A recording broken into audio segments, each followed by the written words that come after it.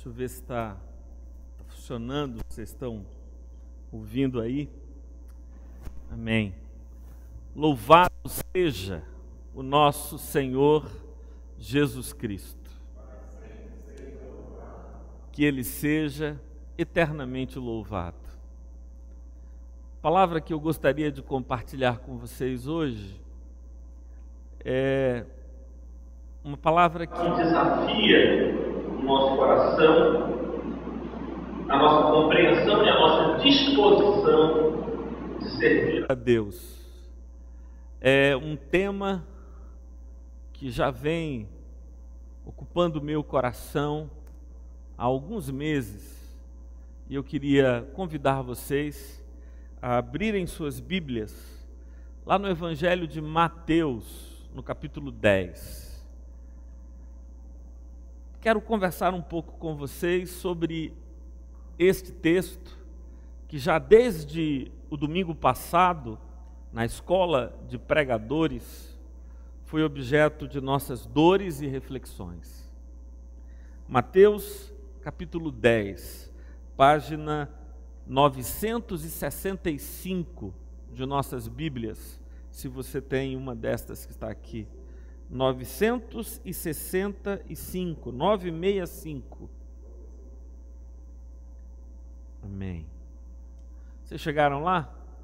Mateus, capítulo 10, começando pelo versículo 1, começando lá do início, diz assim: Tendo chamado os seus 12 discípulos, deu-lhes Jesus autoridade sobre espíritos imundos, para os expelir e para curar toda sorte de doenças e enfermidades. Ora, os nomes dos 12 apóstolos são estes: primeiro Simão, por sobrenome Pedro, e André, seu irmão; Tiago, filho de Zebedeu, e João, seu irmão; Filipe e Bartolomeu; Tomé e Mateus, o publicano; Tiago, filho de Alfeu, e Tadeu; Simão, o zelote, e Judas Iscariotes, que foi quem o traiu. A estes 12 enviou Jesus, dando-lhes as seguintes instruções: Não tomeis o rumo aos gentios, nem entreis em cidades de samaritanos, mas de preferência procurai as ovelhas perdidas da casa de Israel. E à medida que seguirdes, pregai que está próximo o reino dos céus. Curai enfermos, ressuscitai mortos, purificai leprosos, expeli demônios, de graça recebeste, de graça dai. Não vos provereis de ouro, nem de prata, nem de cobre nos vossos cintos, nem de alforje para o caminho, nem de 2 túnicas, nem de sandálias, nem de bordão, porque digno é o trabalhador do seu alimento. E em qualquer cidade ou povoado em que entrardes, indagai quem neles é digno, e aí ficai até vos retirardes. Ao entrardes na casa, saudai-a. Se com efeito a casa for digna, venha sobre ela a vossa paz. Se porém não for, torne para vós outros a vossa paz. Se alguém não vos receber, nem ouvir as vossas palavras, ao sairdes daquela casa ou daquela cidade, sacudi o pó dos vossos pés. Em verdade vos digo que menos rigor haverá para Sodoma e Gomorra no dia do juízo do que para aquela cidade. Eis que vos envio como ovelhas para o meio de lobos. Sede, portanto, prudentes como as serpentes e simples como as pombas. E acautelai-vos dos homens, porque vos entregarão aos tribunais e vos açoitarão nas suas sinagogas. Por minha causa sereis levados à presença de governadores e de reis, para lhes servir de testemunho, a eles e aos gentios. E quando vos entregarem, não cuideis em como ou o que haveis de falar, porque naquela hora vos será concedido o que haveis de dizer. Visto que não sois vós os que falais, mas o Espírito de vosso Pai é quem fala em vós. um irmão entregará à morte outro irmão, e o pai ao filho. Filhos haverá que se levantarão contra os progenitores e os matarão. Sereis odiados de todos por causa do meu nome. Aquele, porém, que perseverar até o fim, esse será salvo. Quando, porém, vos perseguirem numa cidade, fugi para outra, porque em verdade vos digo que não acabareis de percorrer as cidades de Israel, até que venha o Filho do Homem. O discípulo não está acima do seu mestre, nem o servo acima do seu senhor. Basta ao discípulo ser como seu mestre, e ao servo como seu senhor. Se chamaram Beelzebul ao dono da casa, quanto mais aos seus domésticos. Portanto, não os temais, pois nada há encoberto que não venha a ser revelado, nem oculto que não venha a ser conhecido. O que vos digo às escuras, dizei-o à plena luz, e o que se vos diz ao ouvido, proclamai-o dos eirados. Não temais os que matam o corpo e não podem matar a alma. Temei antes aquele que pode fazer perecer no inferno tanto o corpo como a alma. Não se vendem 2 pardais por um masse, e nenhum deles cairá em terra sem o conhecimento do vosso Pai. E quanto a vós outros, até os cabelos da cabeça estão contados. Não temais, pois, bem mais valeis vós do que muitos pardais. Portanto, todo aquele que me confessar diante dos homens, também eu o confessarei diante de meu Pai, que está nos céus. Mas aquele que me negar diante dos homens, também eu o negarei diante de meu Pai, que está nos céus. Não penseis que vim trazer paz à terra. Não vim trazer paz, mas espada. Pois vim causar divisão entre o homem e seu pai, entre a filha e a sua mãe, e entre a nora e a sua sogra. Assim os inimigos do homem serão os da sua própria casa. Quem ama seu pai ou a sua mãe mais do que a mim, não é digno de mim. Quem ama seu filho ou a sua filha mais do que a mim, não é digno de mim. E quem não toma a sua cruz e vem após mim, não é digno de mim. Quem acha a sua vida, perdê-la-á. Quem todavia perde a vida por minha causa, achá-la-á. Quem vos recebe, a mim me recebe. E quem me recebe, recebe aquele que me enviou. Quem recebe um profeta no caráter de profeta, receberá galardão de profeta. Quem recebe um justo no caráter de justo, receberá galardão de justo. Quem der a beber, ainda que seja um copo de água fria, a um destes pequeninos, por ser este meu discípulo, em verdade vos digo que de modo algum perderá o seu galardão. Vamos orar? Senhor Deus, nós humildemente buscamos a Tua face, Senhor, para compreender a Tua palavra e as implicações da Tua palavra para as nossas vidas. Senhor Deus, dá-nos compreender a radicalidade do convite de Jesus e dá-nos responder a este convite com submissão, com obediência, com discernimento, com compreensão e santidade. É em nome dele, do Teu Filho Jesus, que pedimos que seja assim. Amém. Amém. Compartilhando na escola de pregadores com os irmãos, eu lhes disse que há 3 visões de um pregador do Evangelho correntes e com as quais a gente se dá conta ou encontra nos nossos dias. A primeira visão de um pregador do Evangelho é esta, que eu poderia chamar das exigências comuns à igreja cristã dos nossos dias. Para ser pregador do Evangelho, basta que o indivíduo tenha 3 características fundamentais. Seja uma pessoa íntegra, e por íntegro eu estou dizendo alguém que paga seus impostos, que não comete crimes, que não comete delitos, que não anda por aí mentindo ou traindo. A segunda exigência é que ele conheça a palavra, que conheça as Escrituras, que conheça a palavra de Deus e que possa expô-la de um modo competente, de um modo razoável. E a terceira característica, que se exige de um indivíduo que se afirme pregador é ter a aceitação da igreja, ter o reconhecimento da igreja. Se juntarmos essas três coisas, então o indivíduo pode se tornar um pregador. É preciso separar a figura de um pregador de um pastor, porque existem pregadores que não são pastores e existem pastores que não são pregadores.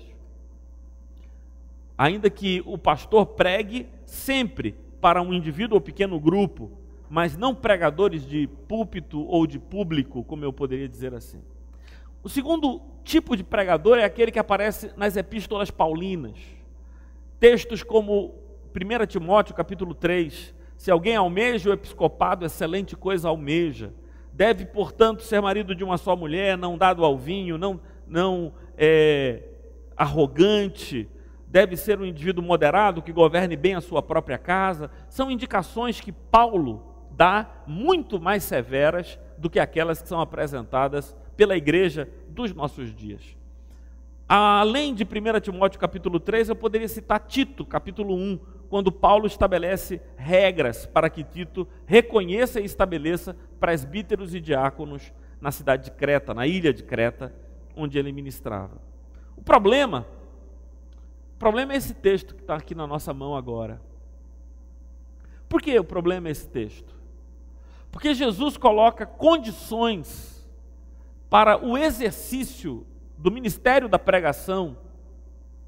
Ele estabelece orientações para os 12, que são muito complicadas de serem vividas e experimentadas aqui e agora.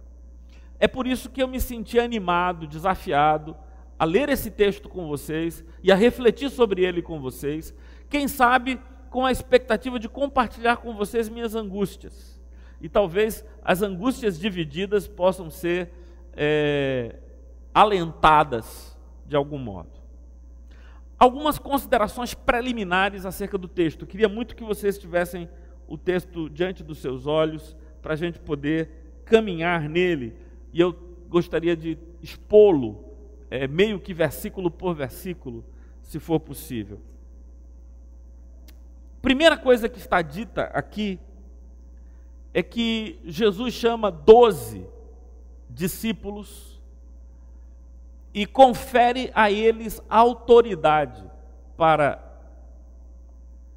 purificar, para expelir demônios e para curar enfermidades. Está no versículo 1.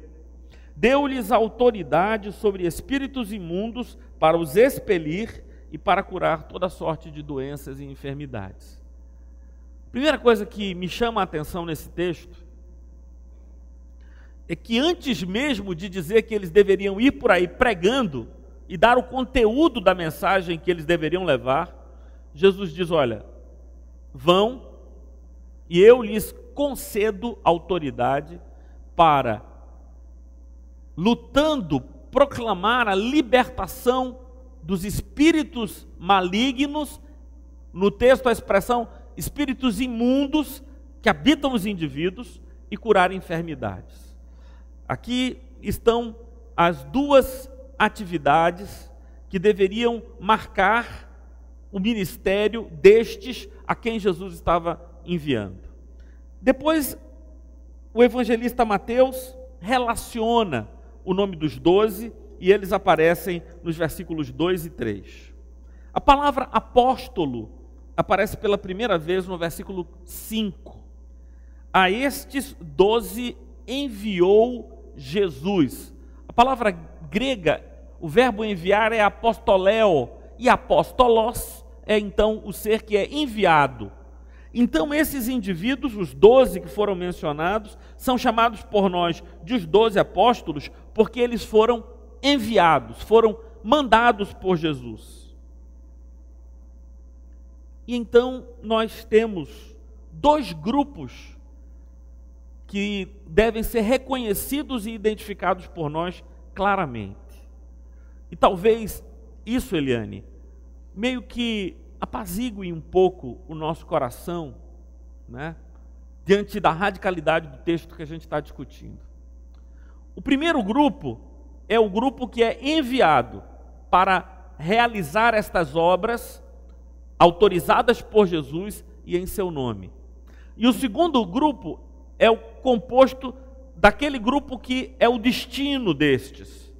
E aqui o versículo 5 e o versículo 6 já estabelece uma estratégia de Jesus de alcance. Ele diz assim: não entreis nas aldeias dos samaritanos, não vão para os gentios, vão para as ovelhas perdidas da casa de Israel. Portanto, Jesus queria alcançar inicialmente esses descendentes de Abraão, esse povo da nação de Israel, das tribos de Israel. Ele queria, como primeiro passo, alcançar esse grupo e depois fazer daqui uma massa crítica para alcançar, a partir desses, o mundo. Então, essas exigências que estão catalogadas aqui, essas orientações, são para os que são enviados, não são para aqueles que recebem a palavra, e a gente vai entender isso facilmente pensando no ministério de Jesus. Jamais Jesus chegou para aqueles a quem ele pregava, e eram multidões e multidões, e fez qualquer pedido no sentido de que eles abandonassem suas propriedades, que eles renunciassem aos valores que tivessem. Não havia esse apelo da parte de Jesus, que agora aparece para os pregadores, Se a gente for capaz de identificar esses dois grupos, Karina, talvez a angústia diminua. Não para quem é pregador, mas pelo menos para entender que não era a intenção de Jesus que o mundo fosse composto, ou a igreja fosse composta de seres mendicantes. Porque é essa a impressão que a gente tem quando não discerne que há o grupo que é enviado e o grupo para o qual este é enviado, que este é a igreja como um todo. Essa é a primeira percepção que a gente tem que fazer, Sueli. Em segundo lugar, a gente precisa entender que é uma estratégia de indo. Estratégia de indo. O que quer dizer isso? Vou explicar um pouco melhor. Quando a gente lê pela primeira vez, a gente tem a impressão de que o que Jesus está dizendo é que esses que vão não devem ter ouro, prata, cobre, não devem ter 2 sandálias, não devem ter 2 túnicas, não devem ter 2 bordões. Devem ser indivíduos que só têm uma roupa, indivíduos que não têm qualquer recursos, mas não é isso que o texto está dizendo. O que o texto está dizendo é que, indo, no movimento de ir, eles não deveriam se prover.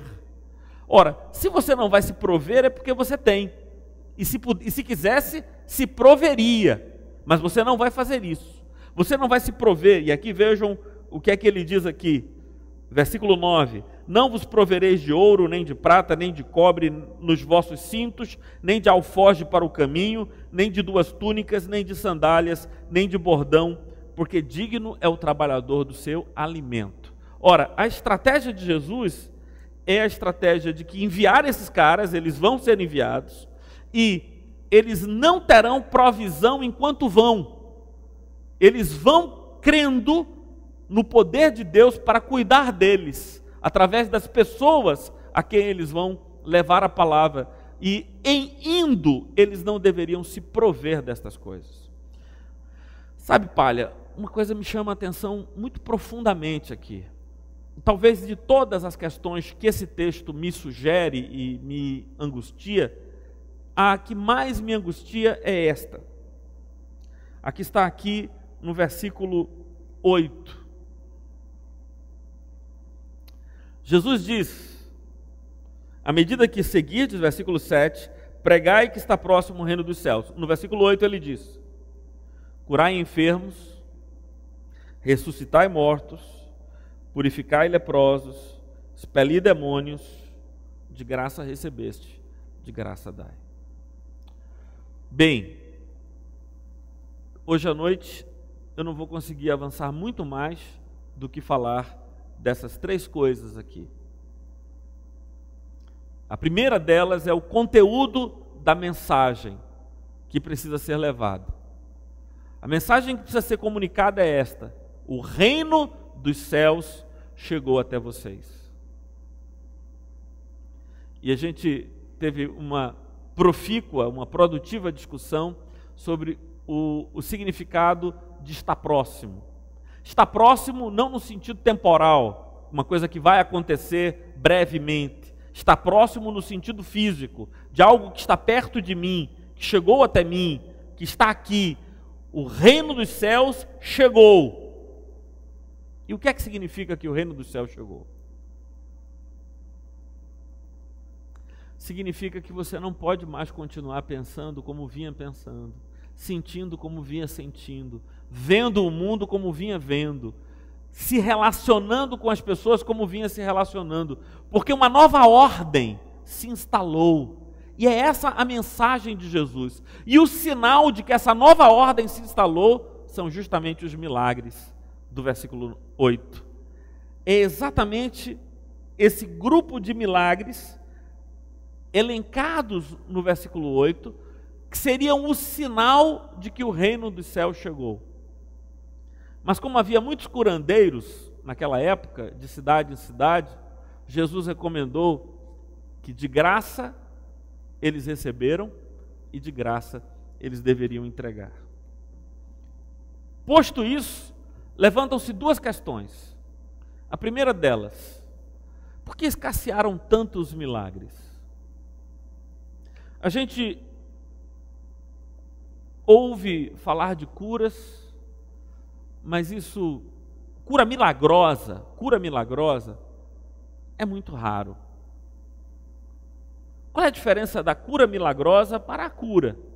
Bem, se você pegar uma gripe e você tomar remédios, ou mesmo talvez se você não tomar remédio nenhum, com o tempo você vai ser curado. Você vai ser curado. Se você machucar o pé, com o tempo ou com um tratamento, você vai ser curado. A cura milagrosa é aquela cura que acontece em decorrência de uma intervenção do poder de Deus. Estas curas acontecem, têm se tornado cada vez mais raras. Muito embora a gente ouça falar muito na televisão, de manifestações assim, mas o texto continua, ele diz assim: curai os enfermos. Talvez a coisa mais esquisita, estranha que o texto diga seja: ressuscitai os mortos, purificai os leprosos, expeli os demônios. Depois ele diz: de graça recebeste, de graça dai. A pergunta que eu gostaria de trabalhar inicialmente é: por que escassearam os sinais do poder de Deus ou da presença de Deus no mundo? Eu atribuo a duas coisas. A primeira delas tem um forte apelo calvinista, sabe, Daniel? Eu creio que tem a ver com os propósitos de Deus e sua dispensação no tempo. Mas a segunda razão é porque vivemos um tempo de frieza espiritual, de desinteresse espiritual. As pessoas leem uma passagem como esta e dizem: tudo bem, ok. Mas quantos de nós, lendo uma passagem como esta, diz assim: Senhor, e entra em crise com Deus e diz assim: Senhor, eu quero ir e quero que tu me revistas do poder para ir. E toma aquela atitude de Jacó, que se agarra com o anjo e diz assim: eu não te largo até me abençoares, eu não te deixarei até que me toques e me abençoes. Eu vejo essas duas coisas, escassearam as manifestações do poder de Deus, talvez porque não seja da vontade de Deus, no tempo presente, manifestar-se desse modo, mas talvez seja um outro elemento muito grave, porque a igreja se tornou mercantilista, tem pouca gente de graça dando o que de graça recebeu. Então a igreja virou um grande negócio para um monte de pessoas, e cada vez eu vejo um menor número de pessoas que, em indo, são capazes dos sacrifícios que o texto descreve. E talvez tenhamos tanto poder quanto sacrifício sejamos capazes de fazer. E como falta a nossa disposição para abrir mão da vida de acordo com este mundo, porque disse Jesus: aquele que achar a sua vida, perdê-la-á. Aquele que perder a sua vida, por amor de mim e do Evangelho, achá-la-á. Talvez seja essa a razão da gente estar vendo isso. Há poucas pessoas capazes de perder a vida, e como não há quem perca a vida, não há vida de Deus nas pessoas para comunicar graça ao mundo. E aí lança-se a interrogação para todos nós, que é a seguinte: e nós estamos dispostos a sacrificar a nossa vida? Ou nós estamos nesse mesmismo do mundo, ou seja, somos indivíduos iguais a todos os outros indivíduos, o reino dos céus não chegou até nós. E por que o reino dos céus não chegou? Porque a gente continua pensando como todo mundo pensa, sentindo como todo mundo sente, buscando o que todo mundo sente, aquilo que Daniel pregou no culto de domingo. A gente continua tendo as categorias do amor, da riqueza, são os mesmos ídolos que atraem a todos, também nos atraem. Logo, o reino dos céus não chegou, e não chegando, não chegaram seus sinais. Não chegando, não chegou o poder de Deus manifesto em nossa vida. Desde que a comunidade cristã nasceu, no meu coração havia esse espírito do de graça recebeste, de graça dai. Desde que a comunidade cristã nasceu, eu sonhei com um lugar em que ninguém viesse para fazer negócio, que ninguém aqui se colocasse para ter qualquer vantagem financeira, política ou de qualquer outra natureza diante dos irmãos que aí se sentassem. Esse foi e é o meu ideal. Para que o fato de estar à frente da igreja seja ele mesmo um ato de sacrifício, um ato de exposição, um ato de renúncia, um ato de aceitação do irmão como ser a quem eu sirvo, e não um ser de quem eu me sirvo.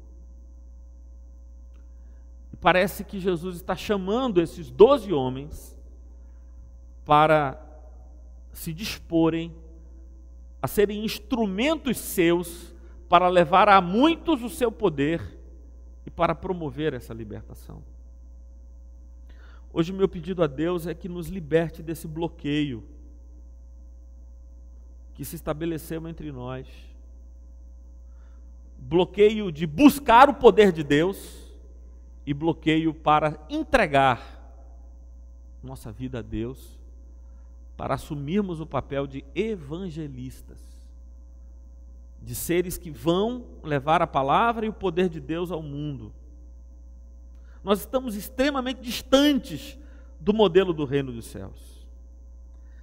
Queria apenas comentar alguns outros elementos desse texto para a gente orar. Jesus diz assim: em qualquer cidade ou povoado em que entrardes, indagai quem neles é digno e ficai aí até vos retirardes. Há aqui um princípio de associação seletiva. Pregar é para todos, para os enfermos, para os possessos, para todos. Levar o poder de Deus é para todos. Associar-se é com poucos. Ele diz: quando você entrar numa cidade, não fique no primeiro lugar que lhe abrirem a porta, não. Procure saber quem é digno. Quem naquela cidade de fato teme a Deus, ama a Deus. Quem é digno? E ali ficai na casa daquele que for digno. Há aqui um princípio da associação seletiva. Ou seja, eu não devo me juntar, me aproximar, me filiar, caminhar junto, me solidarizar, me tornar um só com quem não é digno. Não que eu não deva levar a palavra a todas as pessoas. Levar é para todos, anunciar é para todos, os dignos e os indignos. Mas aqui, Jesus estabelece esse princípio de dizer, não na casa de qualquer um, mas de quem for digno. E o versículo 12 diz, ao entrar nessa casa, saudai-a. E a saudação era, paz seja nesta casa. Se com efeito for digna, o Espírito sondará e a paz ficará ali. Se não for digna, aquela família, aquela pessoa que te recebe, a vossa paz voltará para vós outros. E em último lugar, ele diz assim, se alguém não vos receber, nem ouvir as vossas palavras, ao sair daquela casa ou daquela cidade, sacudi o pó dos vossos pés. Em verdade vos digo que menos rigor haverá para Sodoma e Gomorra no dia do juízo do que para aquela cidade. O que Jesus está dizendo é, pregue e manifeste o poder de Deus a todos. Se eles vão ouvir, se eles não vão ouvir, é um problema deles, não é problema teu. Ao sair você bate o pé, até o pó larga, você não é o juiz dessas pessoas, Deus cuidará delas, mas aqueles que fecharem os ouvidos serão tratados com rigor e com juízo, disse Jesus àquelas pessoas. A gente não sabe direito o que é isso, como é que isso acontece, mas é o que Jesus disse que vai acontecer. Hoje eu queria, então, convidar vocês para a gente orar agora. Eu queria que no seu coração você respondesse a duas perguntas.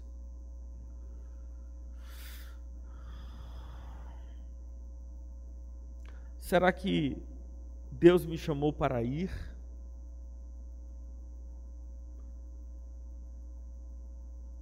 E a segunda pergunta é, se eu fui chamado por Deus para ir e levar essa palavra ao mundo,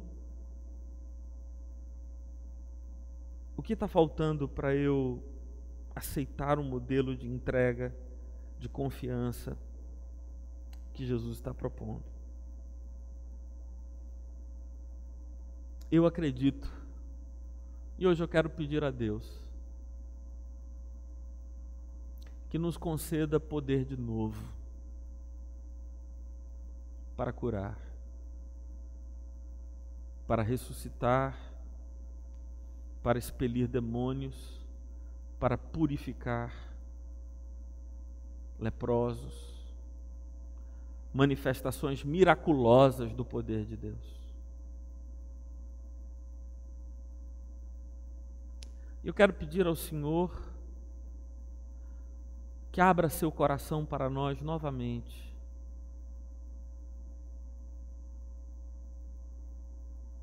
Que Ele novamente contemple o nosso desejo de viver segundo o Evangelho e não segundo este mundo, segundo os valores do reino de Deus e não segundo os valores que estão estabelecidos aqui na terra. Vamos pedir ao Senhor que tenha misericórdia de nós e abra o seu coração em nossa direção. Ó Deus eterno, Tu és santo e misericordioso, Senhor. E nós Te buscamos e Te clamamos que tenhas piedade de nós. Porque, Senhor, é verdade, para a maioria de nós o Teu reino ainda não chegou. Para a maioria de nós, nenhuma mudança ou conversão profunda aconteceu. Nós continuamos vivendo e nos movendo neste mundo como os que não Te conhecem o fazem. Testemunha disso são a nossa ansiedade, o nosso medo, a nossa arrogância, a nossa vaidade, a nossa vontade de ter. Senhor, olha para nós com compaixão hoje e muda aquilo que precisa ser mudado em nossas vidas. Transforma aquilo que precisa ser transformado em nossas vidas. Converte aquilo que precisa ser convertido em nós, para que te glorifiquemos e exaltemos o teu nome como convém a ti. Em nome de teu Filho Jesus. Amém.